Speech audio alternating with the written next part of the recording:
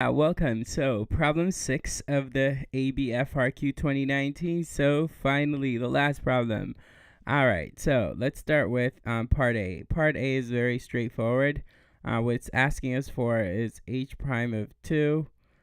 H prime of 2 is 2 over 3 because they say, if you read carefully, that the tangent to h at x equals 2 has this equation, but the slope of the tangent line at x equals 2 is the same as the slope of h at x equals 2, and the slope of h is h prime, and therefore there.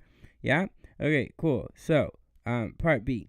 Part B says that a of x is a product here between 3x cubed and h of x, and we have to first find a prime, so we just do product rule.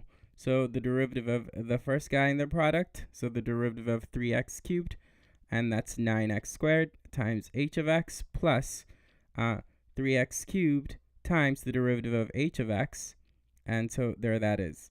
And we can simplify this a little bit. Specifically, we could factor out 3x squared both from this, and that might help in the computation that we have to do shortly about a prime of 2. So let's do the factoring, which I assume you know how to do, so let's do that quickly. And then let's plug in 2 into a prime. That's going to look like this. And so we have 12. And then 3 times h of 2 is given. It's right there. And so 3 times 4 is going to make 3 times h of 2. And then that's 12, so let's do that. And then plus 2 times h prime. Remember, we found out what h prime is in part A, and it's 2/3, so 2 times 2/3. I'm not much of a computation guy, so I'm going to leave you with this as far as part B. You figure out the rest. Yeah, okay, so part C. Part C says that h is this quotient here for x not equal to 2, and we're told that the limit is x goes to 2 of h of x can be evaluated using L'Hopital's rule. L'Hopital did not come up with L'Hopital's rule. He was just a rich guy who paid for it. I believe it's Euler, so stop calling it L'Hopital's rule. Anyway, we have to find out what f of 2 is and what f prime of 2 is. Now, notice that since they said f, g, and h are twice differentiable, if they're twice differentiable, they are continuous, meaning that specifically for h, the limit is x goes to 2 of h of x is equal to h of 2. This is very important because h is twice differentiable. It must be continuous. And we know h of 2 is 4. So this is a very useful fact. Now, we're told also that this limit could be evaluated using L'Hopital's rule.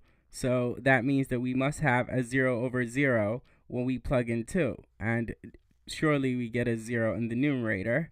And the denominator, which is going to be, when we plug in 2, 1 minus f of 2 all cubed, right? 1 minus f, just f of 2 is cubed, but you can see.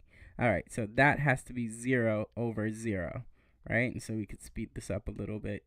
So that has to be 0 over 0, which implies that the denominator right here has to be equal to 0, which in turn implies that 1 has to equal f of 2 cubed, which in turn means that f of 2 is equal to 1, right?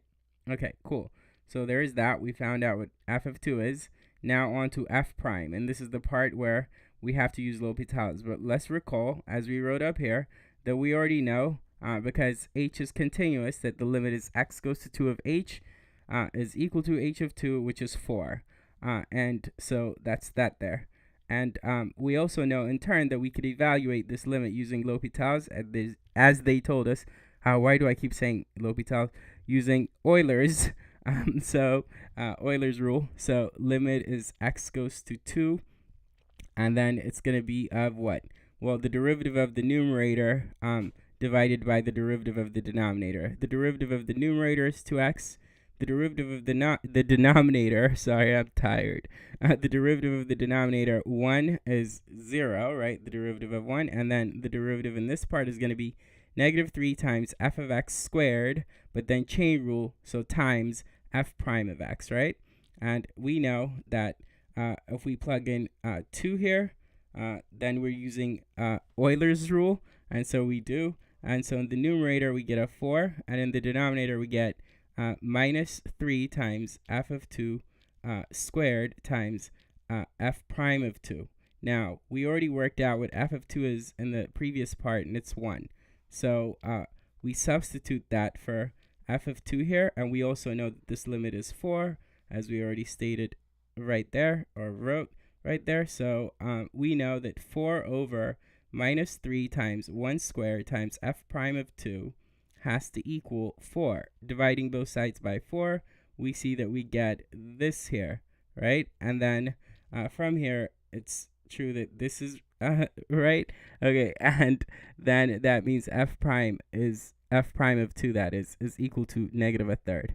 Yeah. Okay. And the last part says it is known that g of x is less or equal to h of x in this interval, and so k is squeezed between g and h. Now, I have a lot of videos on the squeeze theorem, so you can check them out. Lots of calculus videos on all the topics covered, so you can check those out also. But yeah, we know that since the limit is x goes to 2 of g of x is equal to 4, and how do I know that?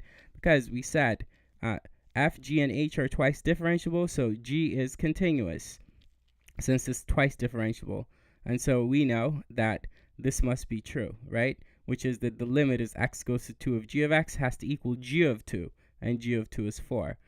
We also know, similarly, that the limit is x goes to 2 of h of x is equal to 4.